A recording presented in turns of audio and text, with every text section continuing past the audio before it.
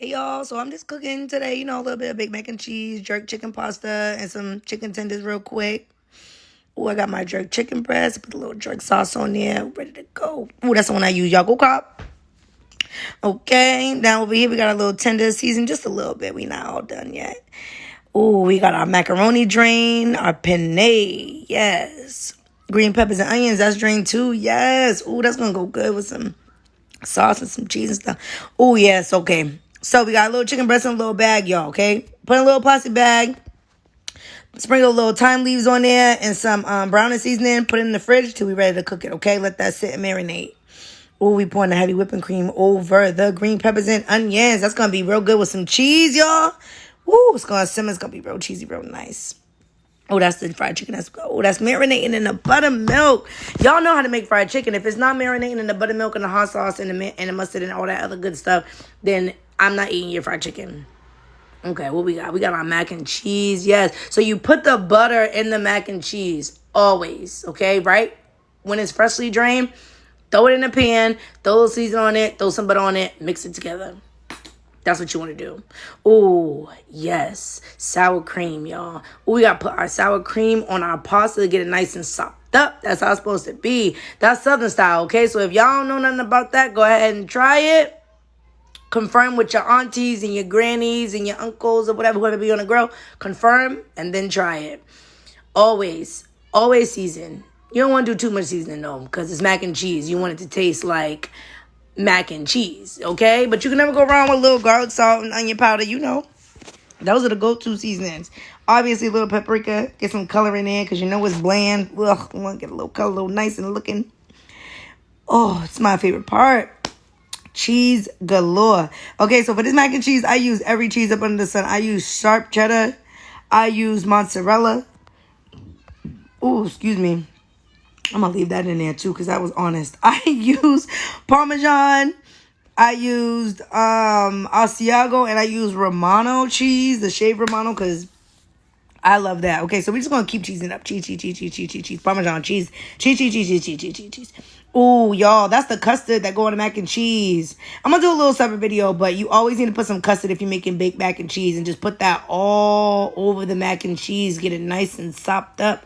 Oh, my God. Ooh, I want some more of this.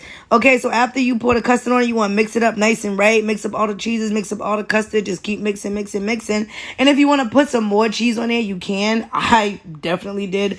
Mixed a little bit more.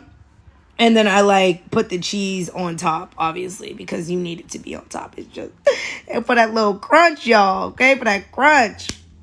Okay, so here's the cheese. I'm putting it on top. I'm using sharp cheddar for the top, too. I didn't use the blended cheese. I just put sharp cheddar on the top. Made sure it was nice and nice and pretty, spread evenly. And just get it go. Oh, wait, no, that's a mixed blend. Oh, see, I got crazy on the top. I'm over here capping sharp cheddar only. That's a mixed blend. Okay, well, you got your sharp cheddar on the top and you got your mixed blend. And that's probably a mixed blend of all the cheeses that I said. That's looking good. All right, so after you want to just spread it evenly, make sure you got all your cheeses on there. Definitely want to sprinkle a little bit on the top with a little paprika. Listen, I'll make the rules, okay? The Southerners make the rules. And that's what you got to do. Jerk chicken, cut up, ready to go. Put it on the pasta. Bam! Yes! Ooh, that sauce. Y'all hear that? I know y'all hear that. Let me show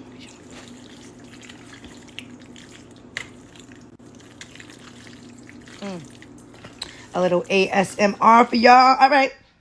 So last but not least, we got our provolone. No, this is Romano cheese. Yeah, so it's shaved. So I'm just gonna sprinkle a little bit on top of my jerk chicken pasta because, child, that is the way to go. Okay, you can never, ever, ever have too much cheese on your pasta.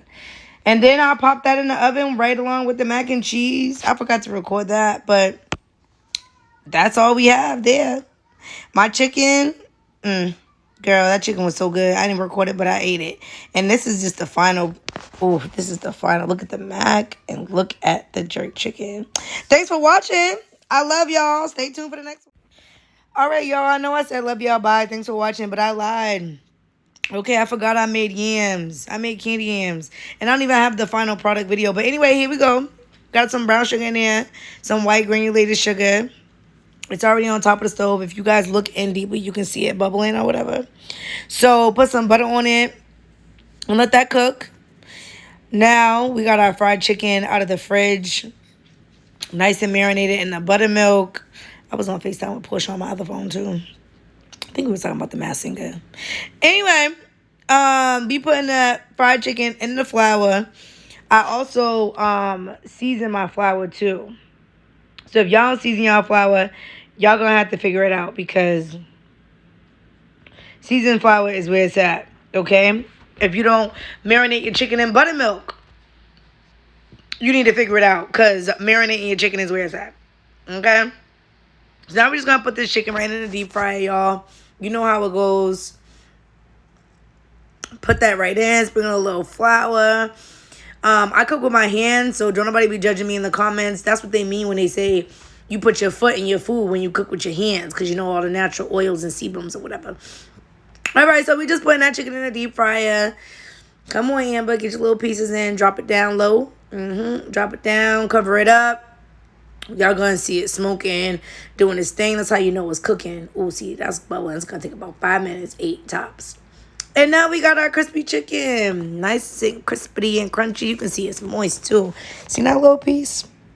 That was probably me being greedy. But anyways, thank y'all. Love y'all for watching again.